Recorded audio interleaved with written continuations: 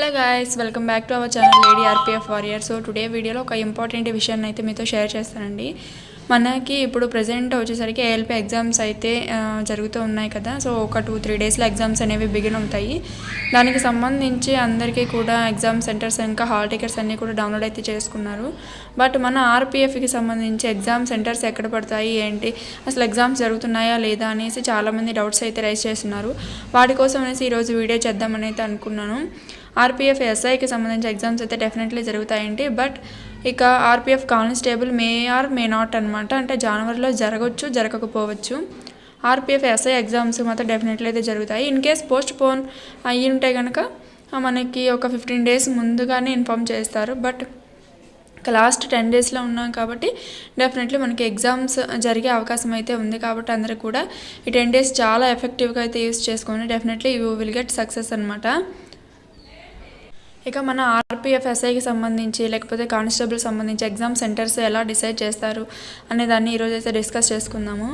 So మనకి exam centres ఎక్కడ అంటే మనకు అప్లికేషన్ చేసుకునేటప్పుడు ఆప్షన్ వైజ్గా ఇచ్చుకునే వాళ్ళం అనమాట. ఇదివరకు ఎన్టీపీసీకి కానీ గ్రూప్ డి కానీ మాకు సెంటర్స్ ప్రిఫరెన్స్, ఫస్ట్ ప్రిఫరెన్స్ ఇక్కడ కావాలి, సెకండ్ ప్రిఫరెన్స్ ఇక్కడ కావాలి అనేసి మనకి ఎగ్జామ్ సెంటర్స్ అనేవి ఇచ్చుకునే వాళ్ళం. బట్ ఈసారి అయితే మనకి ఆప్షన్ అయితే ఇవ్వలేదు.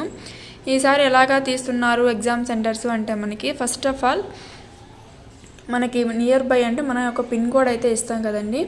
సో మన యొక్క పిన్ కోడ్కి దగ్గరలో ఉండే సిటీని అయితే చూస్ చేసుకుంటారు. దాన్ని మనకి ఎగ్జామ్ సెంటర్గా అయితే ఇస్తారు. ఇన్ కేస్ ఆ సెంటర్స్లో కనుక ఫిల్ అయిపోయి ఉంటే మీకు నియర్ బై మీ యొక్క సెంటర్కి నియర్ బై అయితే ఇస్తారనమాట.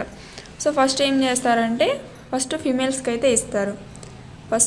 ఫస్ట్ పీడబ్ల్యూడి క్యాండిడేట్స్కి అయితే ఇస్తారనమాట. ఎవరైతే వికలాంగులు ఉన్నారో వాళ్ళ కోసము ఫస్ట్ వాళ్ళకి దగ్గరలో ఉన్న సెంటర్స్ని అయితే ప్రిఫర్ చేసి ఫస్ట్ వాళ్ళని ఫిల్ చేస్తారనమాట. ఆ సెకండ్ టైం ఏం చేస్తారంటే ఫీమేల్స్ని అయితే తీసుకుంటారు. సో ఫీమేల్స్లో కొంతమంది ప్రెగ్నెంట్ లేడీస్ అనే విధంగా ఉంటారు కాబట్టి ఫీమేల్స్కి సంబంధించి ఎగ్జామ్ సెంటర్స్ వాళ్ళు నియర్ బై ఇస్తారు. సో ఈ పీడబ్ల్యూడి అండ్ ఫీమేల్స్ క్యాండిడేట్స్ ఇద్దరు కూడా అయిపోయిన తర్వాత నెక్స్ట్ ఇక మేల్ క్యాండిడేట్స్లో కేటగిరీ వైజ్గా ఇచ్చుకుంటూ వస్తారనమాట.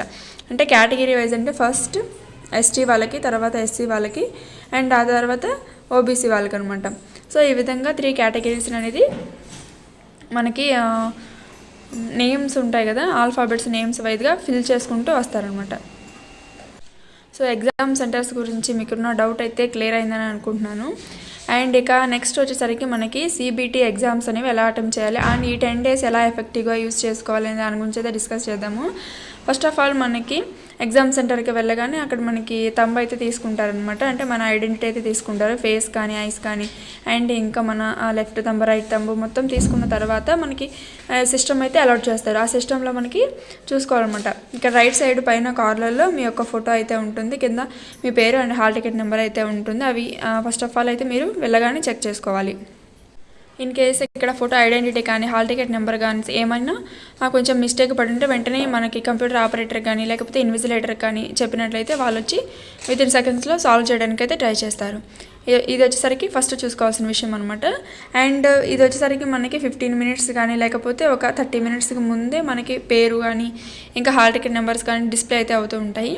ఆ తర్వాత లాస్ట్ 15 minutesలో మనకి కింద ఎగ్జామ్ యొక్క లాంగ్వేజ్ని అయితే చూస్ చేసుకోమని ఉంటుంది. సో ఎగ్జామ్ యొక్క లాంగ్వేజ్ వచ్చేసరికి మనకి అన్ని రీజనల్ లాంగ్వేజెస్లో 22 ఉన్నాయి కదా రీజనల్ లాంగ్వేజెస్, అన్ని లాంగ్వేజెస్లో ఎగ్జామ్ మనకి లాంగ్వేజ్ అయితే ఓపెన్ అవుతుంది అనమాట. బట్ డిఫాల్ట్ లాంగ్వేజ్ అనేది ఇంగ్లీష్లోనే ఓపెన్ అవుతుంది. సో ఇదనమాట విషయం. మనం ఏ లాంగ్వేజ్ అయితే చూస్ చేసుకుంటామో ఆ లాంగ్వేజ్ డిఫాల్ట్ అవుతుంది.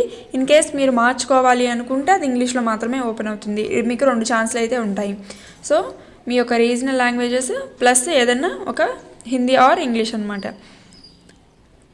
అండ్ నెక్స్ట్ వచ్చేసరికి క్వశ్చన్స్ అనేవి ఎలా అటెంప్ట్ చేయాలి. సో మనకి క్వశ్చన్స్ వచ్చేసరికి మొత్తం ఎన్ని ఉన్నాయంటే 3 sections అనమాట. ఫస్ట్ వచ్చేసరికి arithmetic and reasoning and general awareness అనమాట. ఈ 3 sections అయితే ఉంటాయి. సో ఈ 3 సెక్షన్ ఏది ఫస్ట్గా అటెంప్ట్ చేస్తే మనకి ఎక్కువ మార్క్స్ వచ్చే ఛాన్స్ ఉంది అండ్ టైం సేవింగ్ని ఎక్కువగా చేసుకోవచ్చు అనే దాని గురించి డిస్కస్ చేసుకుందాము. ఫస్ట్ వచ్చేసరికి అందరికీ కూడా మోస్ట్ లవబుల్ సబ్జెక్ట్ వచ్చేసరికి మనకి రీజనింగ్ అనమాట. ఓపెన్ చేయగానే మనకి క్వశ్చన్స్ అయితే జంబుల్డ్ ఆర్డర్ కనుకుంటే మనం చేసేది ఏం లేదు. సో ఇన్ కేస్ ఆర్డర్ వైజ్గా ఫస్ట్ అర్థమెటిక్ అండ్ రీజనింగ్, ఆ తర్వాత జనరల్ అవేర్నెస్ ఉంటే కనుక ఫస్ట్ మీరైతే రీజనింగ్ అయితే చూస్ చేసుకోండి. రీజనింగ్ చూస్ చేసుకొని మనం క్వశ్చన్స్ని 2 రౌండ్స్లో సాల్వ్ చేయడానికి అయితే ట్రై చేయాలి. ఫస్ట్ రౌండ్ వచ్చేసరికి రౌండ్ నెంబర్ 1లో ఏం చేయాలి అంటే రీజనింగ్లో ఉన్న అన్ని క్వశ్చన్స్ అనేవి సాల్వ్ చేసుకుంటూ ఉండాలి. ఆ తర్వాత అర్థమెటిక్ తీసుకోవాలి. ఆ రీజనింగ్లో ఫస్ట్ రౌండ్లో మొత్తం మ్యాక్సిమం క్వశ్చన్స్ వచ్చినంత వరకు అయితే సాల్వ్ చేసేయాలి. తర్వాత అర్థమెటిక్ తీసుకోవాలి. సో అర్థమెటిక్ తీసుకొని దాంట్లో మీకు వచ్చిన క్వశ్చన్స్ అంటే ఈజీగా చూడగానే ఎస్ ఈ క్వశ్చన్ నాకు వచ్చు, ఇది చేయగలను అన్న క్వశ్చన్ అయితే డెఫినెట్లీ మీరు చేసి క్వశ్చన్ని మూవ్ అయితే చేయండి మ్యాక్సిమం క్వశ్చన్స్. అండ్ నెక్స్ట్ వచ్చేసరికి జనరల్ అవేర్నెస్ తీసుకోండి. సో జనరల్ అవేర్నెస్లో ఇన్ కేసు స్ట్రాంగ్గా ఉన్న వాళ్ళైతే ఫస్ట్ మీరు ఇదే చూస్ చేసుకోవచ్చు, టైం సేవింగ్ అయితే మిగులుతుంది. సో నా స్ట్రాటజీ ప్రకారం అయితే ఫస్ట్ అయితే రీజనింగ్ చేయండి, ఆ తర్వాత అయితే అర్థమెటిక్ మీకు వచ్చిన క్వశ్చన్స్ సాల్వ్ చేయండి, ఆ తర్వాత జనరల్ అవేర్నెస్కి వెళ్ళి మ్యాక్సిమం క్వశ్చన్స్ అయితే మీకు వచ్చినవి ఇది నాకు కన్ఫామ్గా తెలుసు అనుకుంటే అటువంటి క్వశ్చన్స్కి మాత్రమే ఆన్సర్ అయితే చేయండి. ఇక్కడ మనకి నెగిటివ్ మార్కింగ్ ఉంది కాబట్టి మార్క్స్ లాస్ అయ్యే ఛాన్స్ ఉంటుంది కాబట్టి సో డెఫినెట్లీ 100% షూర్గా ఉంటే మాత్రమే క్వశ్చన్ అయితే పెట్టండి. ఇన్ కేస్ క్వశ్చన్ తెలిసినట్టు ఉంది అనుకుంటే కనుక కొంచెం దాన్ని మార్క్ ఫర్ రివ్యూలో పెట్టేసేయండి. సో మార్క్ ఫర్ రివ్యూలో పెట్టినట్టయితే లాస్ట్లో మీకు అది వంగపండు కలర్లో అయితే కనపడుతుంది. అలాంటి క్వశ్చన్స్ మీరు మార్క్ ఫర్ రివ్యూలో పెట్టినట్టు అనమాట. ఆన్సర్ పెట్టి మార్క్ ఫర్ రివ్యూలో పెడితే కనుక ఆ క్వశ్చన్ అనేది మీకు క్యాలిక్యులేట్ అవుతుంది, రాంగ్ అయితే మార్క్స్ తీసేస్తారు. సో నెక్స్ట్ ఆన్సర్ పెట్టకుండా మార్క్ ఫర్ రివ్యూలో కనుక పెట్టినట్లయితే ఆ క్వశ్చన్ మీకు క్యాలిక్యులేట్ చేయరనమాట. మనకి మొత్తం 120 క్వశ్చన్స్ అయితే ఉంటాయి కదా. సో ఈ 120 క్వశ్చన్లో మ్యాక్సిమం రౌండ్ నెంబర్ 1లో మనకి తెలిసినంత వరకు మ్యాక్సిమం 70 క్వశ్చన్స్ అయితే మనం అటెంప్ట్ చేయడానికి అయితే ట్రై చేయాలి. సో మ్యాక్సిమం క్వశ్చన్స్ 70 క్వశ్చన్స్ మనకి డెఫినెట్లీ కరెక్ట్ అయితే అవ్వాలి, దీంట్లో ఒక క్వశ్చన్ కూడా రాంగ్ అయితే అవ్వకూడదు. అండ్ రౌండ్ నెంబర్ 2లో ఏం చేస్తామంటే ఏవైతే మనకి కొంచెం డౌట్గా ఉన్నాయి మార్క్ ఫర్ రివ్యూలో పెట్టినవి కానీ లేకపోతే 50-50 ఛాన్స్ ఉంది, ఈ క్వశ్చన్కి పెడితే నాకు రైట్ అయ్యే ఛాన్స్ ఉంది, ఎప్పుడు చదివినట్టు ఉన్నాను, అలాంటి క్వశ్చన్స్ ఉంటే కనుక అవి వచ్చేసరికి సెకండ్ రౌండ్లో అయితే చేయాలి. అండ్ ఇంకా కొన్ని క్వశ్చన్స్ అర్థమెటిక్లో స్కిప్ చేసి ఉంటాం కదా, సో అవి అనేవి టైం టేకింగ్ ప్రాసెస్ అనమాట. సో అలాంటి క్వశ్చన్స్ అనేవి రౌండ్ నెంబర్ 2లో మనం సాల్వ్ చేసుకుంటూ ఉండాలి. మొత్తం 90 మినిట్స్ అయితే మనకి టైం ఉంటుంది కాబట్టి ఈ 90 మినిట్స్ని ఫస్ట్ 60 మినిట్స్ మనకి రౌండ్ నెంబర్ 1 కోసం ఉపయోగించి ఆ తర్వాత 30 మినిట్స్ అనేవి మనకి రౌండ్ నెంబర్ 2లో ఉపయోగించుకోవాలన్నమాట. సో మొత్తం ఒకేసారి రాని క్వశ్చన్ కూడా అట్లాగే కూర్చొని గంటల ఒక క్వశ్చన్ వచ్చి 5 నిమిషాలు 10 నిమిషాలు చేస్తుంటే కనుక అక్కడ మీకు టైం అనేది లాస్ అయితే అయిపోతుంది అనమాట.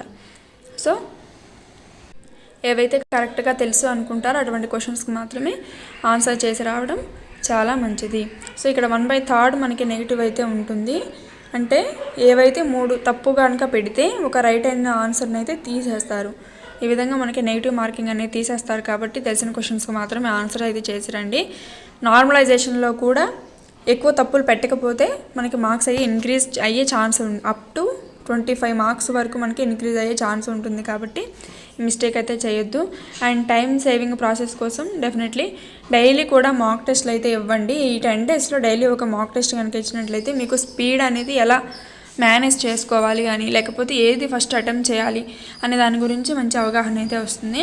ఇంకా ఆ మాక్ టెస్ట్ని రివ్యూ కూడా చేసుకోండి, మోస్ట్లీ దాంట్లో నుంచి కూడా క్వశ్చన్స్ వచ్చే అవకాశం అయితే ఉంటుంది. అండ్ ఈ లాస్ట్ 10 డేస్లో ప్రీవియస్ ఇయర్స్ పేపర్స్ అయితే డెఫినెట్లీ రివిజన్ అయితే చేసుకోండి. దీంట్లోంచి మనకి 10 మార్క్స్ వరకు క్వశ్చన్స్ అయితే వస్తాయి. అండ్ ఎవరైతే మ్యాథ్స్ అండ్ రీజనింగ్లో స్ట్రాంగ్గా ఉంటారో వాళ్ళు జనరల్ అవేర్నెస్ మీద ఫోకస్ అయితే పెట్టండి. సో వీటన్నిటి మీద నేను మంచి టాపిక్స్ అయితే ఏమైతే ఉన్నాయో లాస్ట్ 20 డేస్ చూడాల్సినవి అనేసి ఒక వీడియో కూడా చేశాను. డెఫినెట్లీ ఆ వీడియో కూడా కింద ఇస్తాను, చెక్ చేయండి. ఆ వీడియో వాచ్ చేసినందుకు థ్యాంక్ యూ సో మచ్.